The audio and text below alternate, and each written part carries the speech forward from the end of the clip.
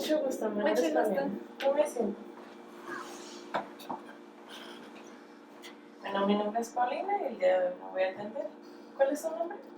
Mi nombre es Carla Karina Sánchez Sánchez. ¿Cuál es su edad, Carla? 19 años. ¿Sexo? Femenino.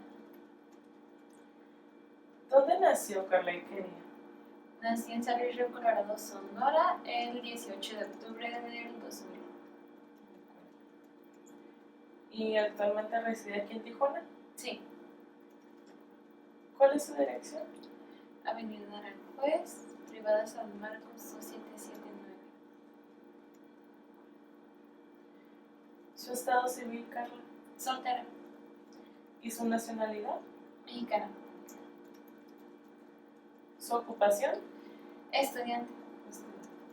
¿Y su escolaridad? Estoy estudiando en la universidad. De acuerdo. ¿Su religión? Católica. Actualmente reside aquí en Tijuana, ¿cierto? Sí, correcto. ¿Algún teléfono que nos pueda proporcionar? 664-345-3640. Gracias.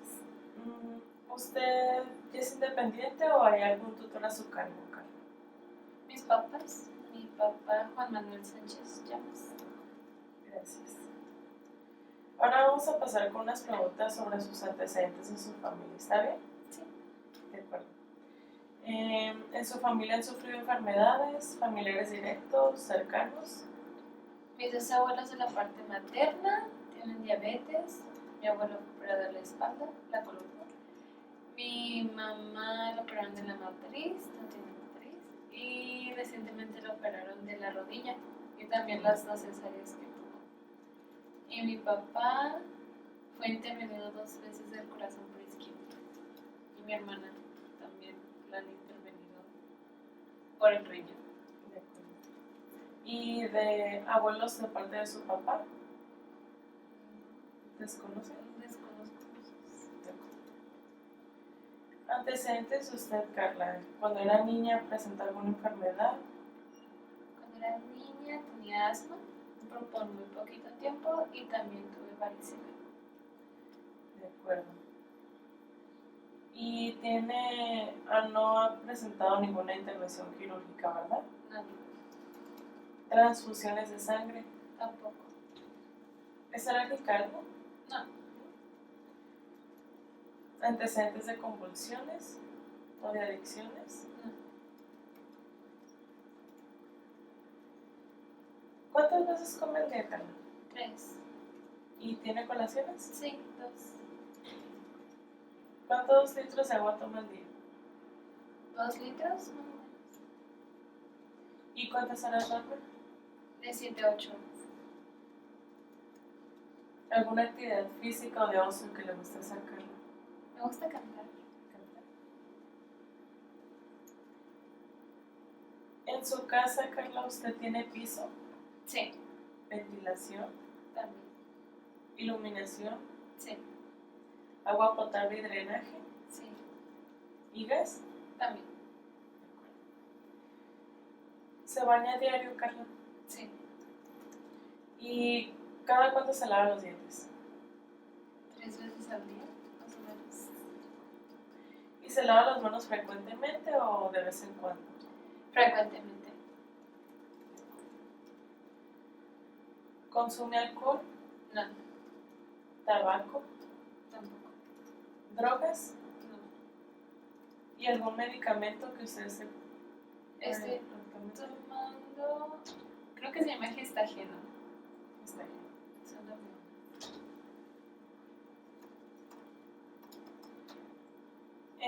¿Usted, Carla, antes de nacer presentó alguna complicación? Antes no. ¿Y al momento de nacer? No. ¿Y justo después de nacer? Cuando nací, sí. Tenía reflujo, me parece. Y también, bueno, pero eso ya fue más grandecita. Ahora voy a pasar con unas preguntas ginecológicas. ¿Está de acuerdo, Carla? Sí. ¿Usted estaba embarazada? No. ¿No ha tenido abortos? No. ¿Cuándo fue su primera menstruación, Carla?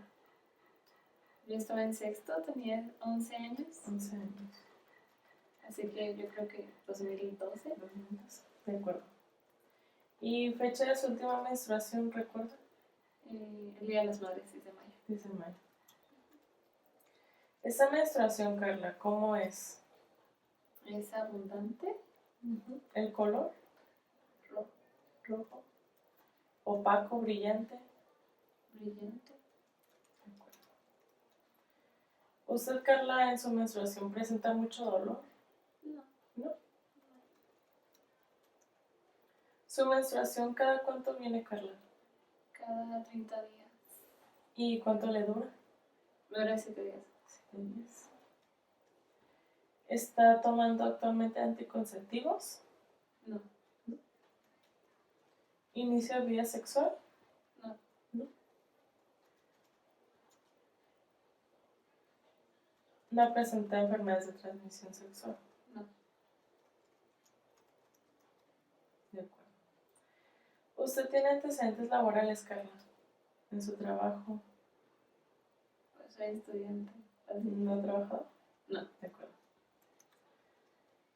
Su familia, Carla, menciona que tiene una sola hermana, ¿de acuerdo? Sí. Y 2 papás, mamá y Ujú. papá.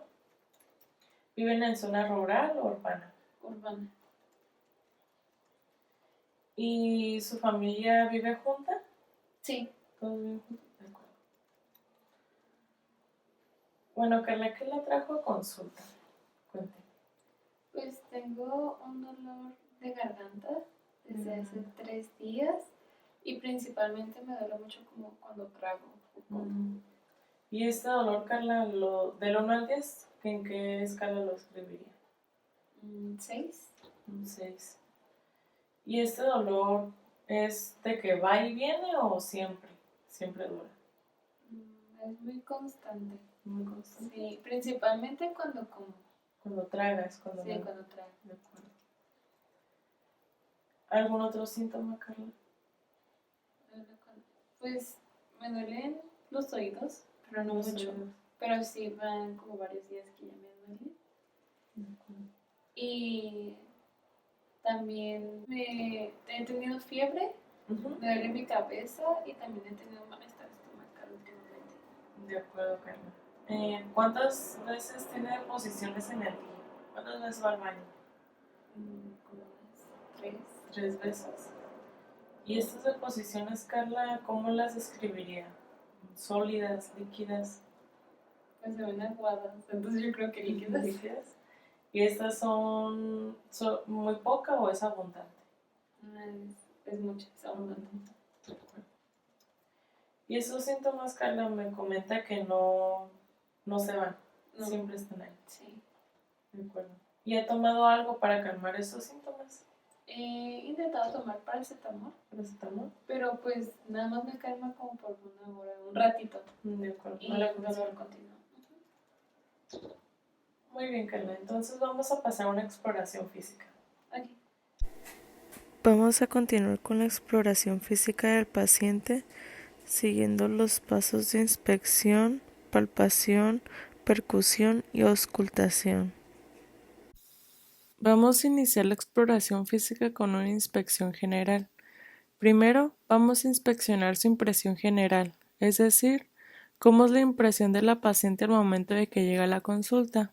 En este caso, la paciente tenía un buen estado en general. Luego, vamos a revisar su estado de conciencia, es decir, si la paciente se encuentra alerta o se encuentra desorientada a las indicaciones. En este caso, la paciente se encontraba lúcida y cooperativa con la anamnesis. Luego vamos a revisar su actitud, es decir, si se encuentra intranquila, si se encuentra tranquila, si se encuentra ansiosa, etc. En este caso, nuestra paciente se encontraba normal y tranquila. Al igual que le vamos a inspeccionar su lenguaje. En este caso le podemos hacer unas preguntas para revisarlo. En este caso la paciente tenía un lenguaje entendible. Luego le vamos a pedir a la paciente que marche un poco. Aquí vamos a revisar si su marcha es estable, si tiene un buen balanceo o si se encuentra descoordinada. En este caso la paciente tenía una marcha estable, existía un balanceo simétrico de las extremidades superiores y tenía un movimiento coordinado de los pies.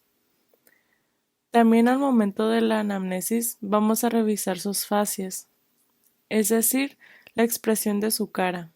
En este caso la paciente se encontraba expresiva, atenta y por lo general normal.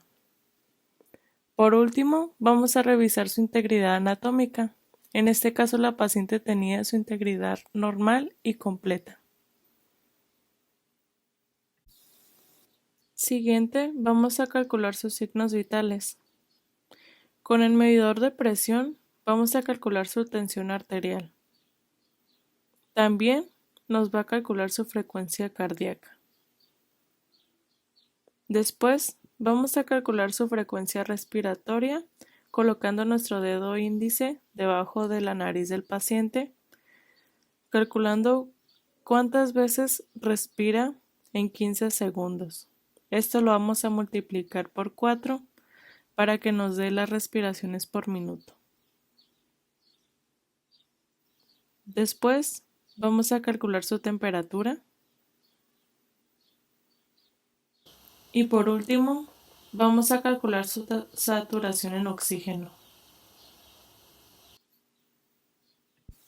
Después, vamos a calcular la osmometría de la paciente. Vamos a pesarla. Y después, vamos a calcular su altura, con lo que vamos a sacar su IMC. Piel, faneras y tejido celular subcutáneo. Primero, vamos a revisar la piel de la paciente. En la inspección podemos revisar que la paciente se encontraba con buena higiene y que no había presencia de lesiones. En caso de que en el paciente se encuentren lesiones, estas se deben de contar y se deben de medir. Siguiente, con nuestro dedo pulgar, índice y anular, vamos a realizar un pequeño pliegue en el antebrazo del paciente. Con esto vamos a inspeccionar su coloración, en busca de descartar una cianosis o cualquier anormalidad. Podemos observar que la paciente tenía una buena coloración y no presentaba signos de cianosis. También al realizar este pequeño pliegue, vamos a revisar la textura y grosor de la piel. En este caso se encontraban dentro de los rangos normales. Después, con el dorso de nuestra mano y pasándola sobre la frente y sobre sus brazos, vamos a revisar la humectación de la piel. Esta debe ser suave y lisa. Esta paciente presentaba una humectación buena y no presentaba resequedad. También con este mismo dorso de nuestra mano vamos a revisar su temperatura. Como podemos observar y anteriormente se revisó, la paciente tenía presencia de fiebre. Siguiente, vamos a inspeccionar el pelo de la paciente. Aquí debemos de revisar si la paciente tenía una buena distribución capilar, si su cabello es abundante o escaso, si este es brillante o es opaco. Aquí podemos observar que la paciente tenía un cabello brillante con algunas áreas sin pelo. Este se encuentra en pocas cantidades y podemos encontrar que este se encuentra seborreico. Después, en la palpación, aquí se debe revisar que el cabello tenga una implantación fuerte y si este es delgado o grueso. La paciente presentaba cabello grueso con una implantación fuerte. Siguiente, vamos a evaluar las uñas de la paciente. Las uñas de la paciente se deben de encontrar con una superficie lisa, de color uniforme, rosada y un tiempo de llenado capilar menor a 2 segundos. También se deben observar que no se encuentren lesiones. Como siguiente paso vamos a evaluar la mucosa de la nariz de la paciente. Con una luz vamos a evaluar la mucosa de la nariz. Esta debe tener un contenido transparente, debe tener buena humedad, con pigmentación uniforme y sin lesiones. Por último, se va a inspeccionar el tejido celular subcutáneo. Aquí se va a inspeccionar que no se encuentren prominencias óseas visibles, que tampoco se encuentren edemas, nódulos o granulomas. Proseguimos con la exploración de la cabeza. Aquí debemos inspeccionar que la cabeza sea normocéfala, sea simétrica y no tenga lesiones. Con ayuda de nuestros dedos podemos realizar un pequeño masaje en el cuero cabelludo en busca de alguna protuberancia o de estas lesiones. Se debe de auscultar también. Esto se va a hacer colocando la campana del estetoscopio sobre la región temporal, ojos y debajo del occipucio, en busca de soplos. Y las fases deben ser normales. Posteriormente, pasamos a la región frontal, donde aquí vamos a palpar los senos paranasales frontales. Aquí vamos a hacer presión con nuestros dedos pulgares. La frente debe ser normal, simétrica y sin lesiones. Pasamos a la región orbitonasal, donde aquí vamos a hacer presión sobre los senos maxilares y posteriormente, detrás de los huesos propios de la nariz, hacemos presión de los senos etmoidales. Posteriormente, debemos de palpar las cejas. Los ojos deben ser simétricos a la inspección, deben ser medianos y no exoftalmos. Con ayuda de nuestro dedo, de izquierda a derecha, le vamos a pedir al paciente que lo siga. Los movimientos oculares deben ser sin limitaciones. A la inspección, los párpados deben ser íntegros y sin ptosis. Posteriormente, vamos a revisar los párpados y la conjuntiva vulvar en busca de anemia, en simple inspección. Procedemos a mirar el reflejo de las pupilas a la luz y el reflejo consensual con oftalmoscopia. Las pupilas deben ser reactivas con esclerótica normal hidratada, una córnea transparente e íntegra, y a la inspección las pestañas deben ser fijas.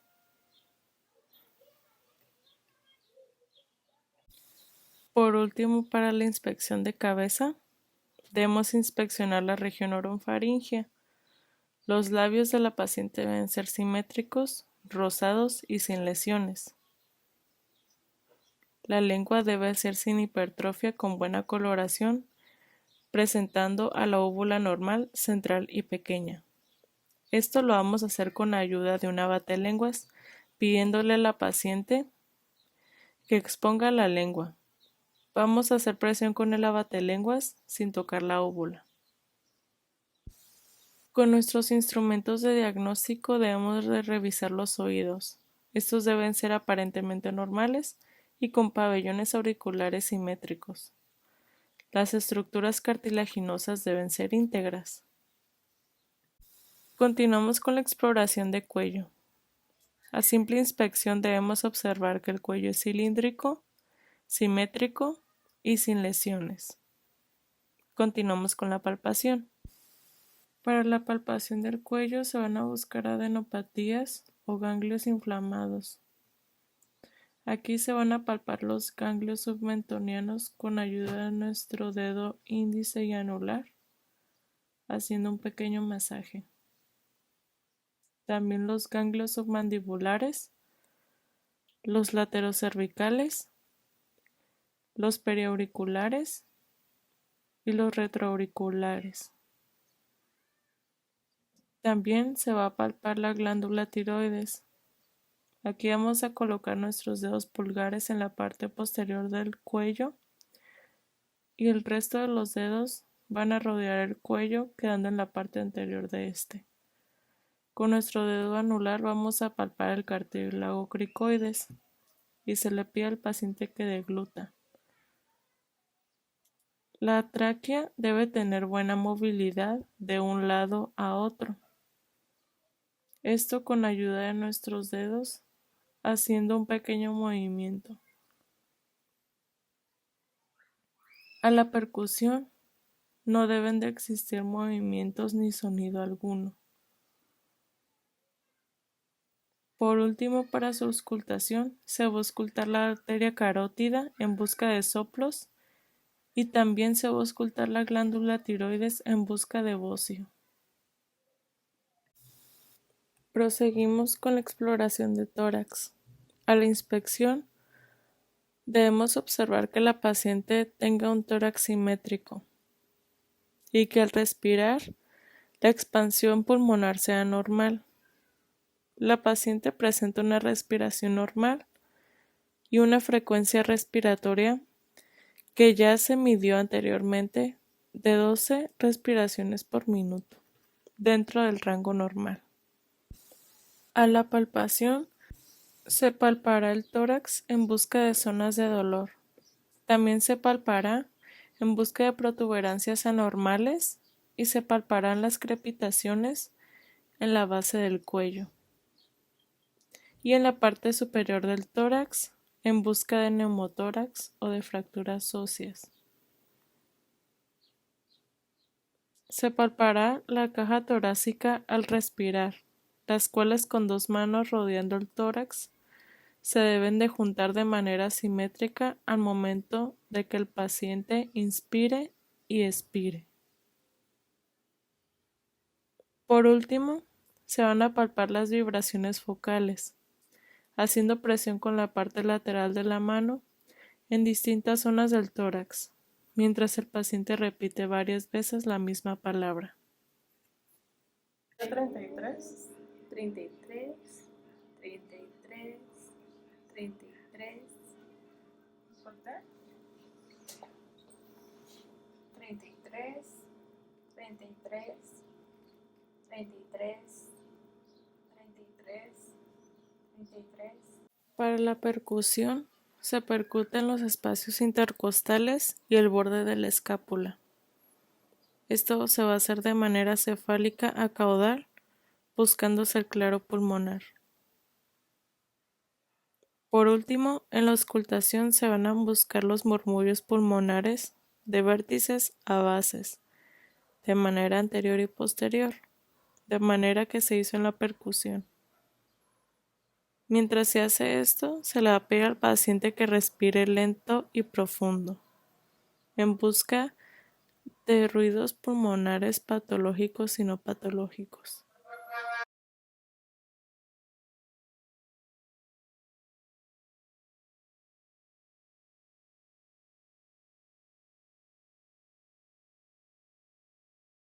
Continuamos con la exploración física de abdomen.